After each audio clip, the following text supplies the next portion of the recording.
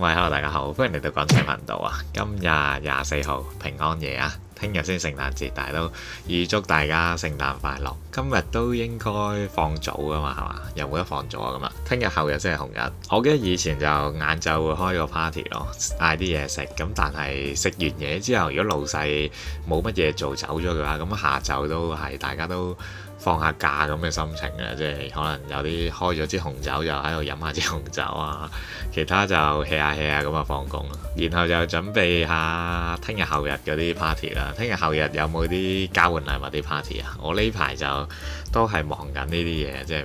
究竟唔知買啲咩垃圾去交換好？好似依家聖誕禮物首選係嗰個相機盲盒啊！我尋日都有諗住買嘅，不過就好多地方都要我食炒價，不過最尾都喺觀塘用原價買到啊！好啦，雖然聖誕節，但係就今次間屋個主題就唔係聖誕主題啦。你好難將間屋做到聖誕主題嘅，即係擺下啲裝飾就算啦，唔會話特別做到佢真係一年365日都係聖誕嘅屋嚟噶嘛，除非你嗰間係度假屋啦。咁上次呢，就做咗個380尺嘅單位，係參考咗之前 YouTube 有條片啦，咁拉張床出嚟啦，幾有趣嘅。咁亦都同樣我諗都大家都覺得幾有趣，因為個 view 數我覺得都 OK 嘅。咁而上次亦都有提過啦，其實280尺去用呢一個方式做呢，係比較似佢嗰條片嗰個，咁但係實際用起上嚟又唔係太方便啊嘛。咁但係上次就咁講過嘅，今次就不如都試下畫俾大家睇。如果我哋真係攞個280尺嘅單位呢，用翻嗰個同樣嘅方法做嘅話呢，出嚟個效果係點樣？咁而上次呢，其實有個 comment 我自己幾中意啫。我哋張床呢，原本係成張收晒入去個地台下面噶嘛，咁亦都有啲留言就話，其實張床呢，如果我哋唔收晒入去，可能留翻400至500嘅位置嘅話呢，就可以直接當埋一張食飯台嗰張 bench 喎，即係就咁坐喺嗰張牀褥嗰個尾嗰度，就擺少一張餐凳咯，甚至你唔擺餐凳都得嘅。即係如果你覺得張餐凳都冇位放咧，因為我哋拉張床出嚟嘅時候，我哋要收埋啲台凳啊嘛，咁所以放得越少呢啲活動傢俬，相對係成個操作上面係好似好啲嘅。咁所以一齊睇下，如果我哋用埋呢啲意見放咗一個280尺嘅單位上面呢，應該個效果係點樣啦？平面圖呢，就我覺得相對複雜喎，即係佢唔係個結構複雜，係比較多嘢啊。咁但係就簡單講呢，就係我門口入嚟嗰個位呢，就會係今次嘅儲物位嚟㗎啦。咁然後就靠窗嗰邊就會做咗個客廳同埋書台啦。咁而中間個位就係我哋個地台拉出嚟嗰個張牀嗰個位啦。咁即係其實3個區啦，即係儲物區、休息區同埋生活區咁3個位置嘅，一齊睇下個效果圖啦。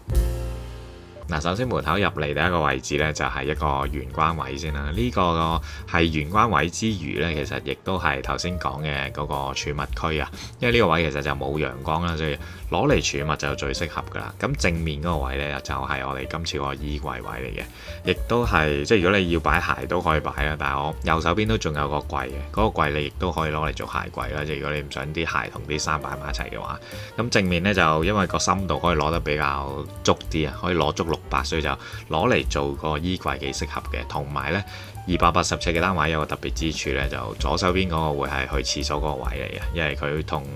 平時380尺唔同嘅，即係佢廁所廚房個位置呢係對調咗啊。咁所以個衣櫃擺呢邊呢，亦都算適合嘅，因為你攞完衫就可以直接去翻隔離沖涼啊嘛。咁所以成個玄關區啦，亦都係儲物區啦，你可以當埋佢係一個衣帽間咁嘛，好似勁好多啦。頭先講啦，右手邊都係一個高櫃嚟啦，咁你可以當係鞋櫃啦、display 櫃啦咁啊。我依家就做咗個灰玻璃，即係應該當佢係一個 display 櫃啦。咁翻到嚟呢，可以擺下啲裝飾品啊，或者擺下啲手袋咁樣。咁然後就經過呢個位置入去呢，就會係今次第2個區啦，即係休息區，亦都係擺咗張床嗰個位置啊。咁你一見到啦，我就即係按上次嗰個意見啦，我哋張床呢唔會推晒入去嗰個地台下面啦。咁就揼翻少少出嚟，就當係飯廳嗰張凳啦。咁前面就可以放張圓台同埋加張凳，就 for 2個人生活，即係2個人食飯呢，就應該都好足夠啦。咁而個地台個結構呢，就同翻上次一樣嘅，即係個高度一樣啦。我哋都會行3級上去啦。咁然後拉張床出嚟嘅時候，呢個效果就會係張床呢。我原本有諗過就會唔會同上一樣都係喺個地台中間拉出嚟，但係後尾又發覺如果我哋中間拉出嚟呢，就成間屋個動線邊會有啲問題啊，即係你行出門口嗰陣會比較阻啊，咁所以都係要拍埋一邊，咁啊呢張床會拍埋一邊咁樣燙出嚟嘅，變咗你有陣時即係我成日話，如果呢啲長期要拉出嚟，即係你每日都要瞓覺噶嘛，每日都要拉出嚟嘅傢俬呢，如果佢有啲時候唔使你推返入去都唔會影響到你生活呢，咁啊最好啦。咁所以如果張床拍埋呢個牆身位啦，我哋平時如果真係唔得閒收起佢呢，應該都唔影響你嘅，即係你都可以照出到門口返工放工咁樣，有得張床擺喺度嘅，即係壓榨啲嘅啫。咁你另一個角度呢，就望返去廚房嗰邊啦，廚房嗰度就今次呢個 design 呢，就廁所廚房都唔改啦，所以就都幾適合即係大家一啲新樓用啦。新樓就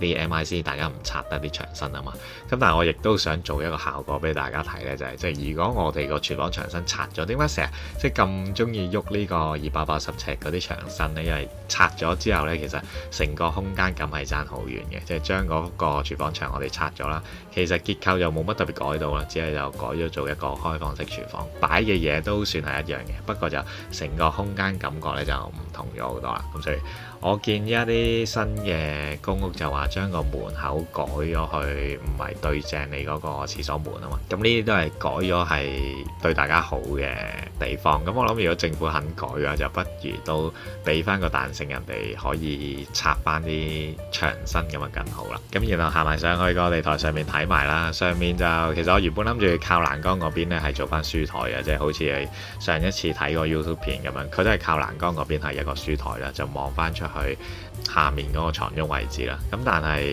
因為我隔離要擺 sofa， 咁所以如果俾張 sofa 頂住你個書台一半位呢，又好似唔係咁實用，所以最尾呢，我就將書台同埋個 sofa 位左右調咗，就變咗依家張書台呢就會靠咗去窗嗰邊啦。咁然後 sofa 就會貼翻去欄杆嗰邊，咁但係相對其實張書台呢係可以拉長咗啊，所以就